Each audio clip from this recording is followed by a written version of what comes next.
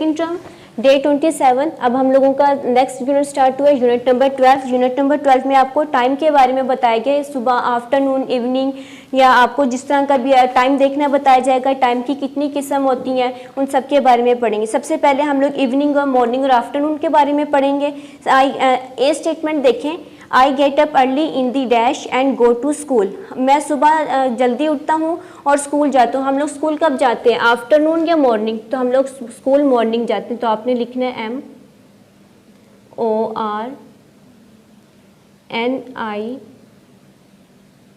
MORNING, morning. अब B statement देखें, I come back from school and have lunch in the dash. मैं वापस आता हूँ स्कूल से और खाना खाता हूँ। हम किस टाइम लंच करते हैं? हम लोग आफ्टरनून यानी कि दोपहर को लंच करते हैं। AFTER, आफ्टर, NOON, नून, आफ्टरनून। अब सी स्टेटमेंट देखें, I play and study in the dash. हम लोग स्कूल से आकर लंच करने के बाद फिर हम शाम को खेलते भी हैं और अपने स्कूल का काम भी कंप्लीट करते हैं। तो मॉर्निंग में या इवनिंग में? यानी इवनिंग में। मॉर्निंग में हम स्कूल जाते हैं तो इवनिंग में हम लोग खेलेंगे और काम करेंगे। EVENING,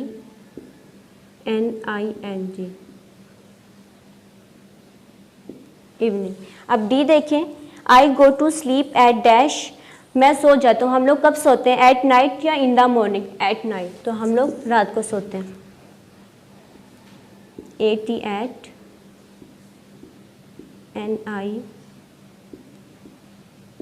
night. आपने ये करना है और पेज नंबर 36 पे आपने क्लॉक के बारे में एक बार घर में रीड आउट कर लीजिएगा कि क्लॉक्स कितनी टाइप्स की होती हैं। फिर कल मैं आपको उसकी डिटेल बताऊंगी।